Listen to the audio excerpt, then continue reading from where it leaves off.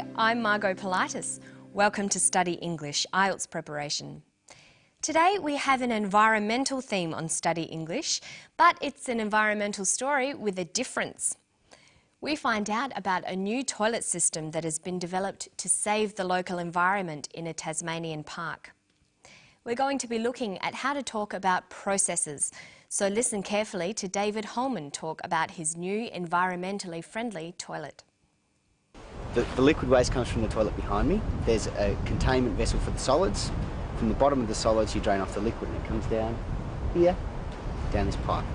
Okay, the pipe tips into this tipping bucket arrangement, and what this does is it fills up to a point and then it suddenly tips, and that will measure each time it tips, so we can calculate the amount of liquid effluent that's gone in.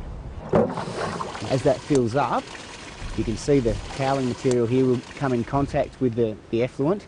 The air is drawn in through these holes and will actually direct the air in onto the surface of the water, through the wick and out through the top. Okay, so David was talking about how his toilet, the EnviroLoo, works. He was describing a process. Today we're going to look at the type of language you'll need to describe processes. We'll listen to David again. This time, listen out for the types of verbs he uses. The liquid waste comes from the toilet behind me. There's a containment vessel for the solids.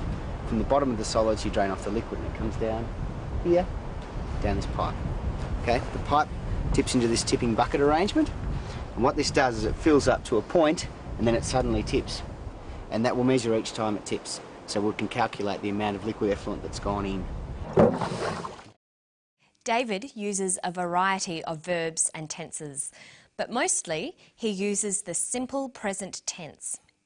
The simple present is often used to describe processes and procedures. Let's look at some examples. The liquid waste comes from the toilet behind me. Okay, the pipe tips into this tipping bucket arrangement, and what this does is it fills up to a point and then it suddenly tips. There's also another, more formal way of describing processes. That's using the passive voice. In formal academic writing, it's common to use the passive voice for actions in a process or procedure. When you use the passive voice, your writing becomes impersonal and distant. This is more formal and is often more suitable in an academic setting. Listen for a passive verb here.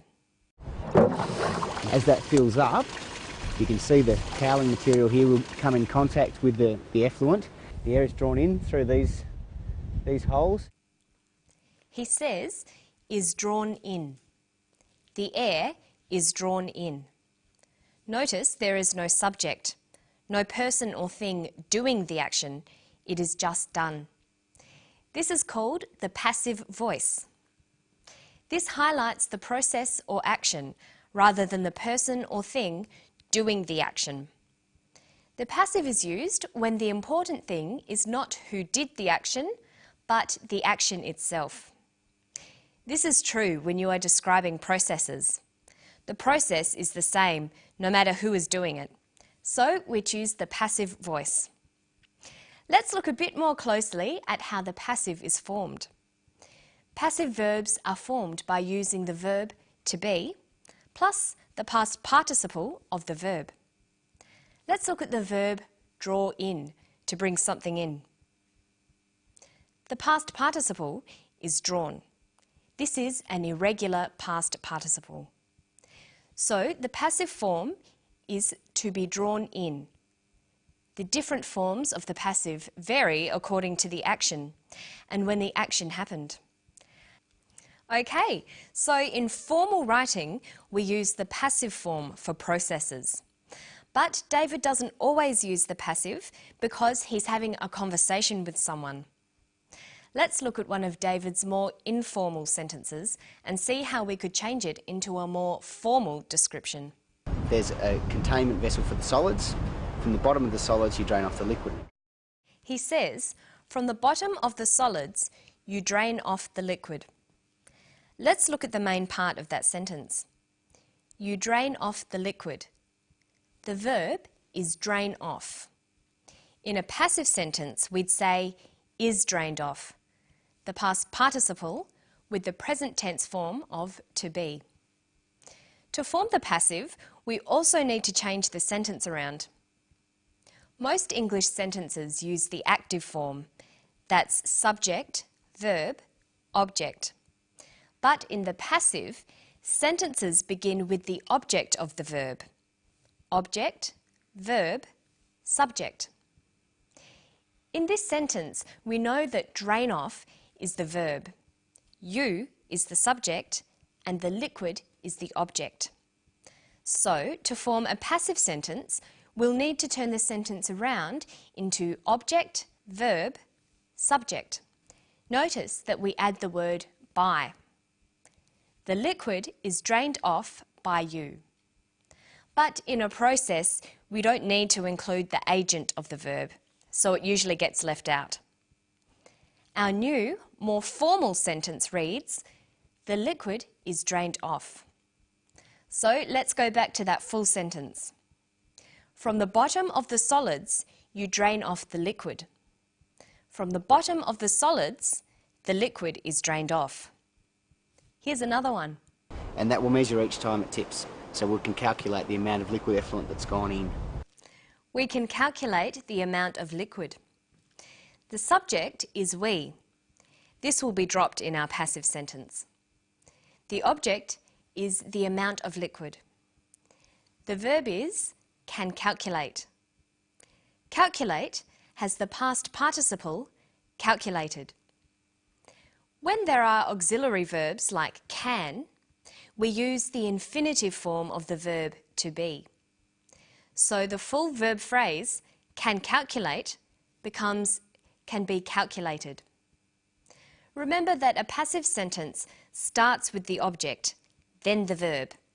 So we can calculate the amount of liquid becomes the amount of liquid can be calculated. Okay, let's finish today by testing you on the passive. Listen to the steps in a simple process. This is how you make a cup of coffee. It's in a conversational style. You fill the kettle with water. You turn on the kettle. You boil the kettle. You pour the hot water into a mug. You add some sugar. Then you can drink it. Okay, let's start at the beginning. You fill the kettle with water. What's the verb? Fill. The subject? You. The object? The kettle. The passive verb is filled. The new sentence is, the kettle is filled with water. See if you can do the next one. You turn on the kettle. The verb is turn on. The subject is you. The object is the kettle. The kettle is turned on. You boil the water. The water is boiled. You pour the hot water into a mug. The hot water is poured into a mug. You add some sugar. Some sugar is added. Then you can drink it. Then it can be drunk. But we'd usually say, then it's ready to be drunk. So let's go through that again. The kettle is filled with water. The kettle is turned on. The water is boiled. The hot water is poured into a mug. Some sugar is added. Then it's ready to be drunk. And I think I'll go and make a cup of coffee right now.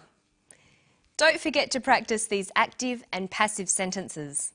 And I'll see you next time for Study English. Bye.